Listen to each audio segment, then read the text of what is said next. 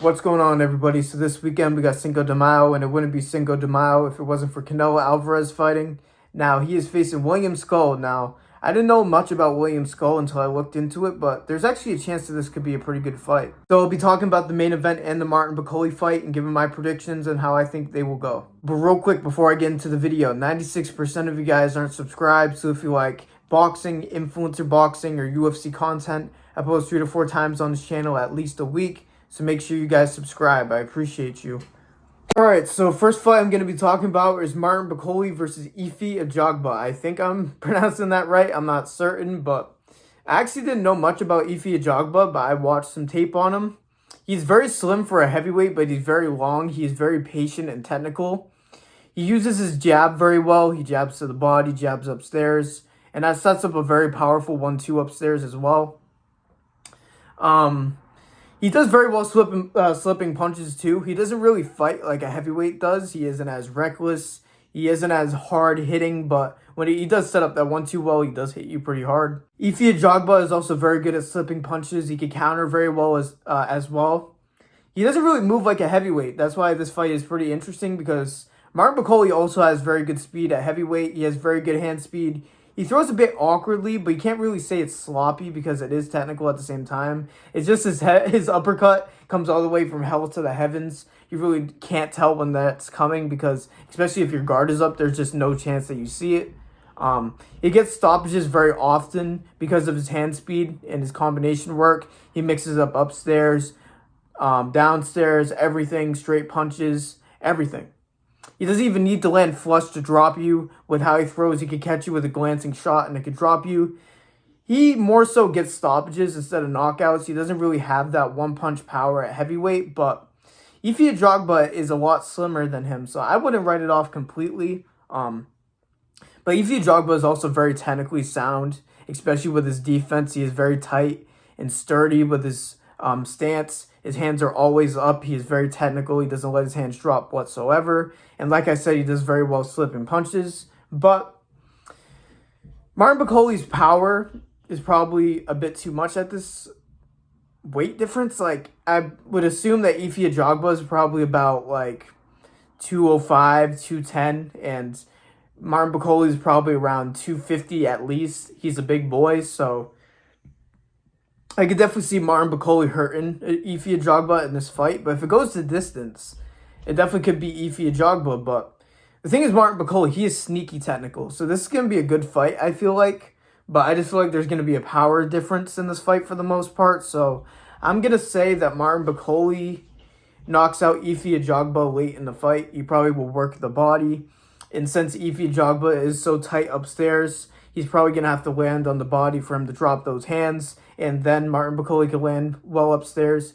Maybe he could find that uppercut, because even though he has a tight guard, that uppercut could probably sneak in through. So Martin Bakole will probably be looking for that uppercut that you love so much in this fight. Probably work Efe Ajagba against the ropes. And that's when he's going to look for it. That's where Martin Bakole usually strives. That's when he gets to get those fast combinations with those fast hands at heavyweight. So yeah, I'm going to go Martin Bakole with a stoppage in round 10 on Efe Ajagba. Alright, and now the fight that you guys clicked the video for. Canelo Alvarez versus William Scull. Now, like I said, I didn't know much about William Scull, but I did my research. He is 23-0 with only 9 knockouts.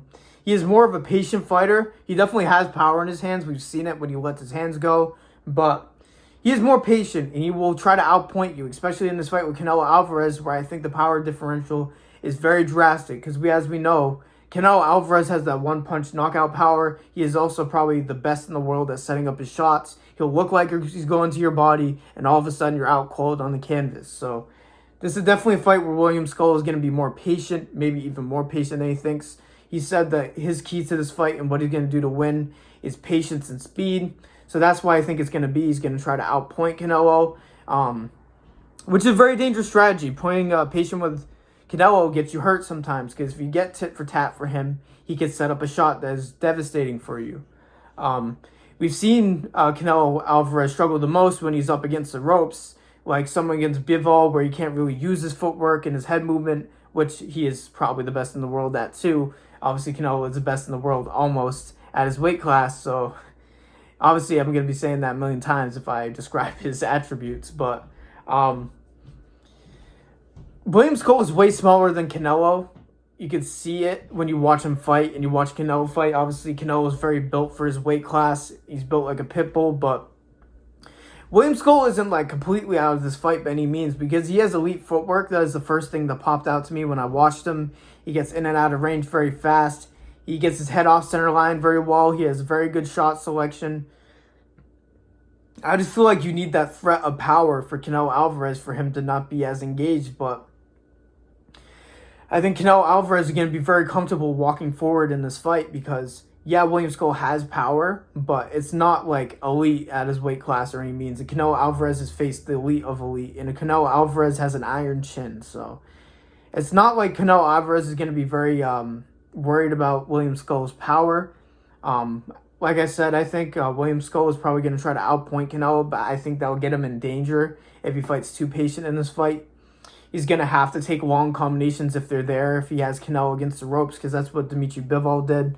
Bivol isn't the most hard-hitting either, but he was able to beat Canelo. So maybe William Scull has a chance because he has extremely fast hand speed and elite footwork. So maybe he could go ba ba ba ba and get out of range of Canelo's hook.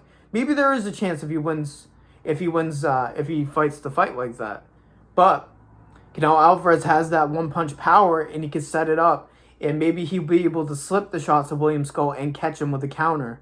It is a very good chance. I could see Canelo Alvarez looking for that left hook in this fight because he loves that left hook, and William Scull likes slipping to the left a lot. So definitely look out for him trying to set up that left hook in this fight. I could definitely see a finish with that.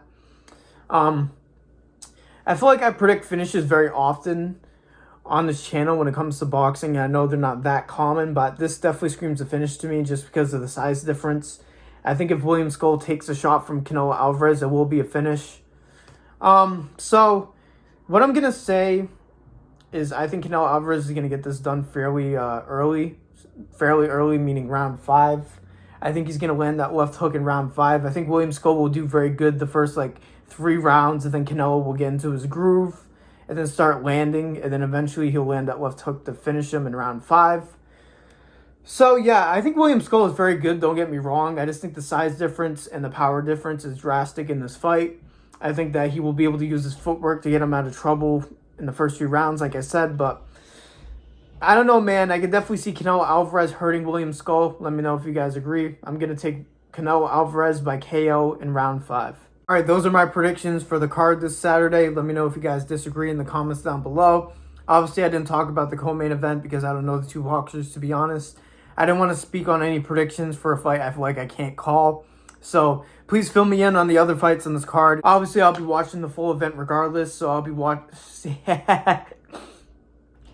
Obviously, I'll be watching the whole event regardless. So I'll see the fight anyways, and I'll be making an instant reaction like I always do at the end of these cards. So yeah, man, I'm very excited for this fight. I actually think it's going to be a pretty good fight overall. I know people think it's just going to be a steamrolling job so he could go face Terrence Crawford, but I don't think it'll be that easy, but I do think Canelo will win fairly fast.